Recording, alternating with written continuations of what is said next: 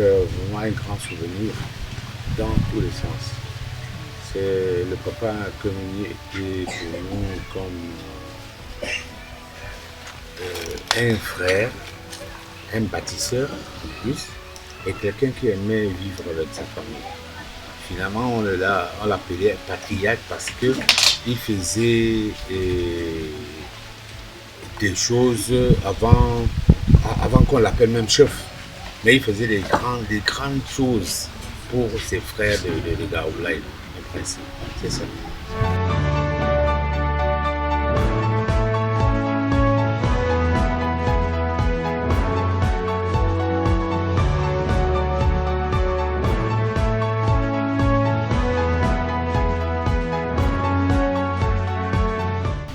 Les hommes de Gaoulaye, vraiment, d'autant plus qu'il était en plus chef de la communauté, et il n'a jamais souhaité ou voulu qu'un membre de sa réunion, de sa communauté, ait un problème.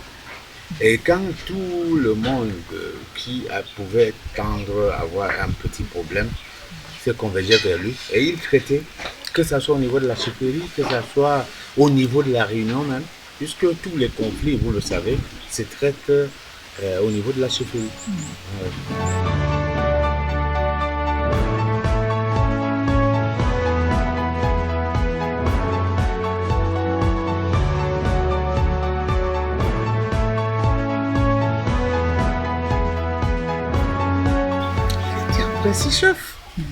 C'est un chef très digne qui méritait ce nom-là.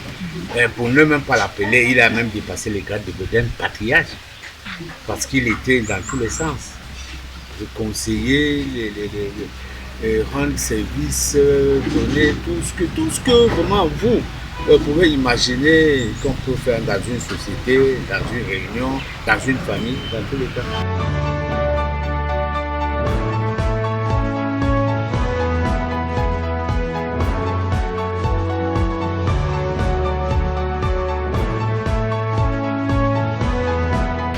La Réunion, vous savez comment une mer, un fleuve prenne sa source. Ça a commencé avec une personnalité vraiment digne, c'est-à-dire un nombre quand même un peu dans les débuts moderne et Dieu voulant, comme celui qui était proposé être chef, responsable et chef, c'est lui qui dirigeait en temps les débuts comme un président, mais étant chef encore. Ouais. Et petit à petit, vous savez, quand le milieu est sain, le milieu est accueillant, tous les autres Bamileke, offices qui arrivaient à Gaoulaye devaient s'y intéresser et ils devaient automatiquement s'intégrer à la Réunion. C'est comme ça que, à partir de ce moment-là, jusqu'aujourd'hui, on ne pourra jamais l'oublier parce que c'est lui qui a créé, c'est lui qui a installé, c'est lui qui a fait beaucoup de choses pour cette famille Bamileke. Et aujourd'hui, quand on vous parle de cette réunion, on ne peut jamais manquer de parler de Papa Communier.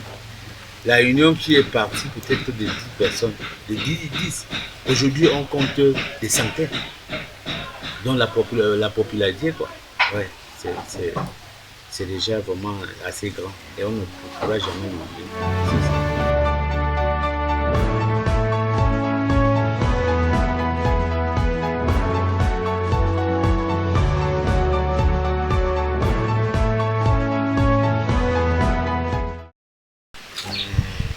Dans un très bon sens. Au moment où on était ensemble, il fallait être un duo, je peux l'appeler comme ça, c'est-à-dire un homme fort pour pouvoir accéder dans sa société. Cette société était forte. C'est un bar qui recevait tout le monde, qui accueillait tout le monde. Et le nom de ce bar s'appelait Africain. Africain bar. Quand on dit africain, c'est un nom vraiment, peut-être que c'est Dieu, je ne sais pas, qui a dû donner ce nom. D'abord, un bar qui était pour les Africains, Africains camerounais, Africains de tout le monde. Quand vous me demandez comment était son activité, c'était formidable. Formidable quelqu'un pouvait quitter Beloko, quelqu'un pouvait quitter Badan pour venir uniquement par sa façon de faire, venir voir chez lui, dans son bar, et accéder du dehors au comptoir. C'était formidable, c'était de la merde. Parce qu'il y avait il y avait des milliers de personnes qui voulaient absolument boire dans ce bar par rapport à ses bonnes habitudes, à sa façon d'accueillir les gens à leur bout.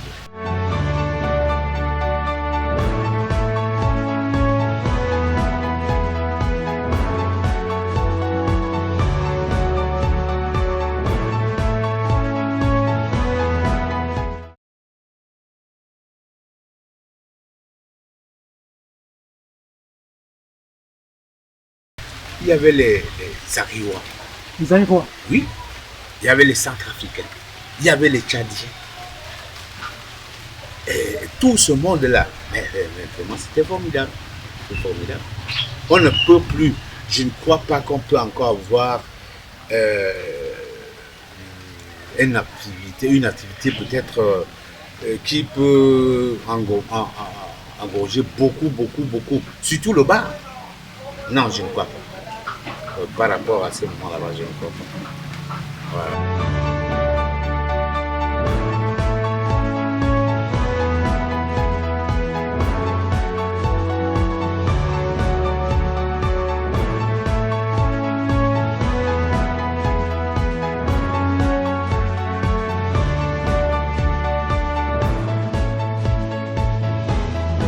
Puisque vous voyez, n'importe quoi commence dans ses débuts. Vous pouvez rencontrer un ami, un frère, vous pouvez vous entendre assez mieux avec ce frère, avec cet ami plus qu'un frère. Et la façon où je suis arrivé ici en 90, et justement pour remplacer un blanc qui gérait à Total Gawaboulaye, la façon où Papa Samuel Kemni m'a reçu, mais on dirait quelque part qu'il m'a vu, qu'on était déjà quelque part. Et pourtant, vraiment, ça entre dans le même cadre, comme je vous le disais tout à l'heure dans mes débuts, la façon où il recevait les gens, la façon où il accueillait les gens dans son entourage, que ce soit dans ses activités. Alors, on était devenus plus que les enfants d'une même mère. Parce que je m'entendais avec lui. Il n'y avait aucun problème qui pouvait l'embêter sans qu'il ne vienne me dire. Il n'y avait aussi aucun problème qui m'embêtait et que je ne peux pas vraiment aller vers lui. Jusqu'au niveau des finances. Vous savez, les finances, mon fils, c'est quelque chose de trop dur dans la vie. Quand vous traitez avec finance et réussi, et vous réussissez dans ce sens-là, je pense que rien ne peut pas vous venir. Et je peux vous faire une petite précision. Ça veut dire qu'il avait son bar, que pendant que moi je gérais la station Total du Cameroun. Quand il a un petit problème dans son bar de finance, quand bon, c'est des surprises. Les camions peuvent arriver lorsqu'il n'a pas de l'argent sur lui. Bon, il descend vers moi. Il dit, bon, monsieur Watt, quand tu vois là, il y a tes problèmes. Je lui dis carrément que non, il n'y a pas de problème.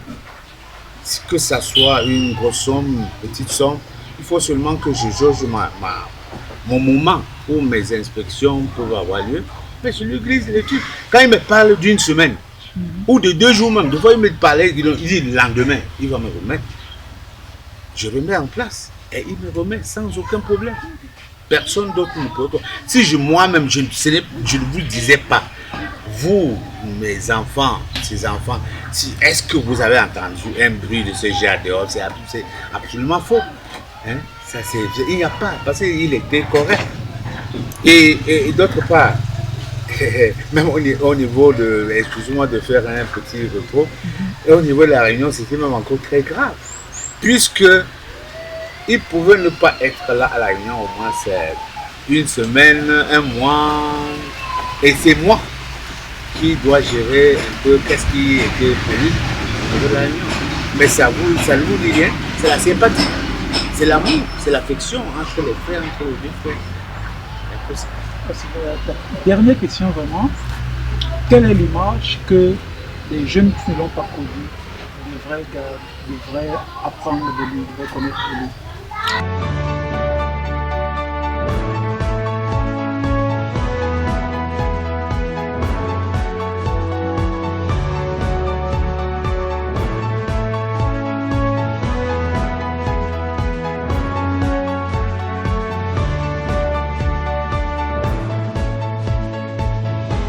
Parce que quand on parle de la communauté Bamileke de Gawoboulaye, on parle d'un chef qui était, qui n'est plus.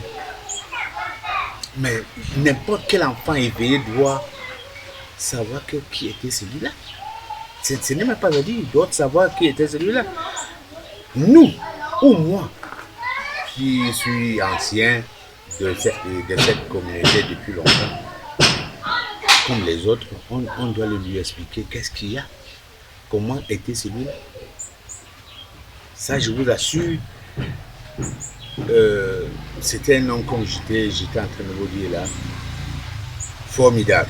Quand on raconte son passé aux nouveaux, ça ne fait pas 2 ans qu'ils sont là, 3 ans, mais ils regrettent de n'avoir pas vu ses chefs, de n'avoir pas vu ce papa Kamuni. Ouais. Parce que c'était un homme, comme je vous l'ai dit, intègre.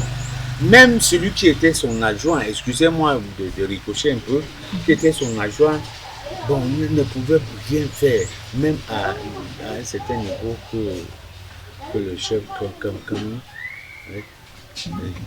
C'est vraiment ça. C'est un tout petit peu ce témoignage. Il y en a beaucoup de choses. Bon, selon notre temps qui est imparti, je ne peux pas me mettre à vous raconter jusqu'à. Mettez seulement vraiment dans votre tête, mes enfants, qu'il était un homme, un bâtisseur, un grand bâtisseur, un homme très intègre et qui aimait son entourage. Et ça va.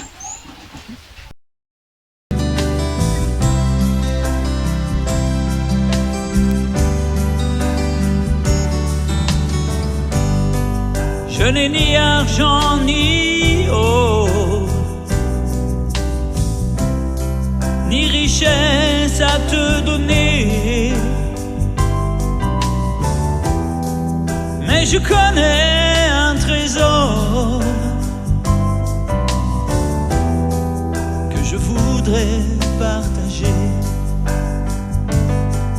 plus grand que l'infini de l'univers, plus puissant que toutes les bombes de la terre, plus pur que le diamant le plus précieux,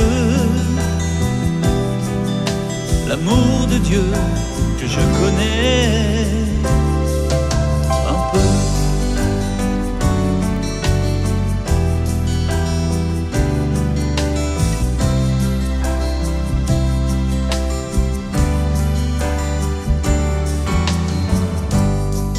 Je l'ai cherché trop longtemps